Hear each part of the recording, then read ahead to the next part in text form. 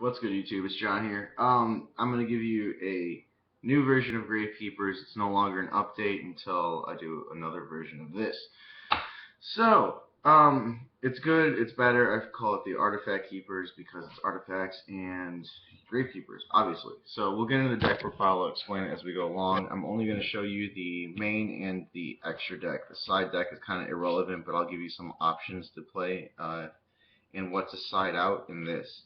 So, anyway, you have 3 Gravekeeper Spy, 2 Recruiter. Unfortunately, I had to drop that card to 2. I wish I dropped the Spy to 2 and kept this at 3 just because it searches and deck thins, but that I need the extra special summon. And it's a big defense monster. So 2 Commandant, 2 Descendant, and 1 Assailant. That's it for your Gravekeeper lineup. Then you have 3 Scythe. It pretty much just stops your opponent from accessing the extra deck for that turn that he's special summoned. 2 Beagalltach, it's another artifact engine, I guess you could say. It pops set cards that you control. So yeah, and 1 Moralltach is at 1. Unfortunately, the deck is at a loss for speed compared to these new decks, so Maxx helps, even if it's just 1 more card in the deck. So you can send this when they should all fusion or whatever, and then, or you can just, if you open one of these against the Burning Abyss matchup, they're stuck. They really are. And I think I would side these out for Cliff Forts. I haven't tested that idea yet, but I'm probably going to. That's it for your monster lineup. You have spells now, which are 3 Necrovalley, 3 Ignition. Unfortunately, you have to have a my nose got itchy. You have to have an artifact monster in your deck in order to activate this card. So I'm gonna see how it plays at 3. If it's not as great as I want it to be, then I'll probably just drop it to 2. And then I play 2 MST, third one sided. I might just side the 3rd Ignition if it doesn't work out. But so far, I've been loving it, like McDonald's. 3 Upstart Goblin. It helps draw in the deck. I don't play Pot of Duality anymore just because of the fact that it is not what I want it to be, I guess you could say. It stops you from special summoning. So this doesn't stop me from special summoning, although I don't get to look at the top 3 cards in my deck. I can still make big pushes with that, and it was working wonders. Then you also have 1 Snatch Steal and 1 Raigeki because they're back.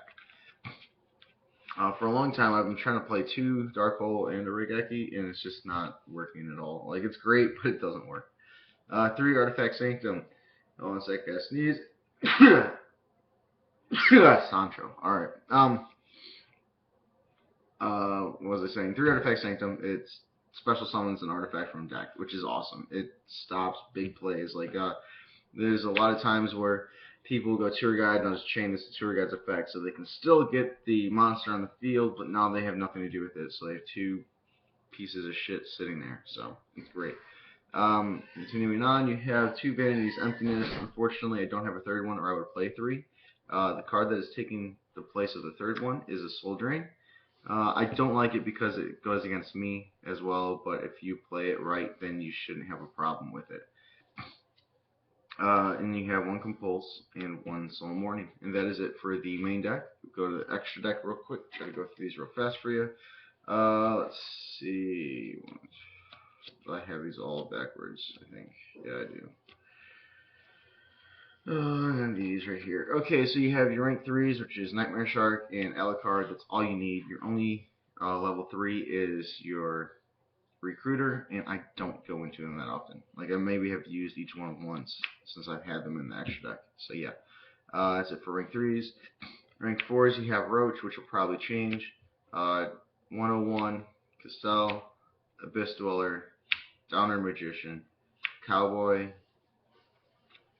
Crazy Box, which I might keep that 1 in, just in case, but Roach might go for the Exit Time Knight, and then I have a black ship. I'm not sure what's going to go in its place, but something will. So these 3 might change, but I'll probably keep that.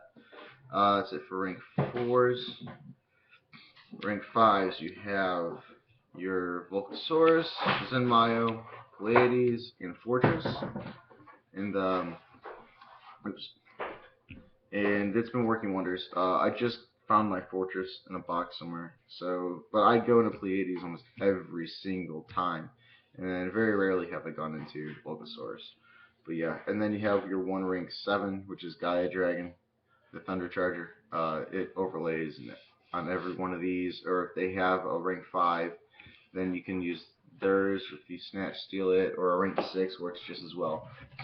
These aren't extra these aren't side decks cards, but I'm just going to give you an example of what I would do for my, well, like for this version of the deck against other cards. 3 Call of the Haunted, just because of the fact that you need that. Necrovalley is useless against Cleaforts. So if you take the Necrovalleys out, put the the Call of the Haunted in, it allows you to recycle your what do you call them? It allows you to recycle your artifacts. So then they'll constantly get their effects even though they're engraved. And you can use them since you don't have Necrovalley then. I always side to Light Imprisoning just because there are those rogue decks like that you don't see often, like Satellars and Light Sworn are a big one. But I suggest always siding 2.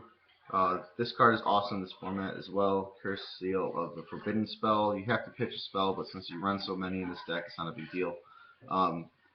But it just stops them from activating the spell in general. So it works against Cleaforts, Shadalls, and I never played against the Tellers, so I wouldn't know. Bottomless is just a good card. I don't like maining Bottomless at all. I would just prefer siding it because it's not that great against all decks, but Clifforts and what else is it called? Shadalls, that's good against. Always an extra MST if you can fit it. Spell Shattering Arrows. I like this over Fairy Winds personally because it destroys my opponent's spell cards. The only thing I'm even using it for is against Clifforts. So I'd rather just take those out. I don't, and well, they take damage as well. Like they're the only ones that take damage and destroys theirs. So it's not a big deal to me. Let's see, Ojama Trio. I don't have a second one, or I would play a second one. Ojama Trio is awesome. If you open this in a Maxx against what is it, Burning Abyss, they can't do anything because their monsters can't. And like the only way to get rid of them is if you attack into each one, but they take 300 damage for each one.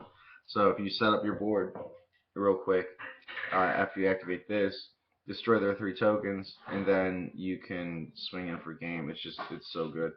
And then Macro and Deep Fissure are awesome in this format.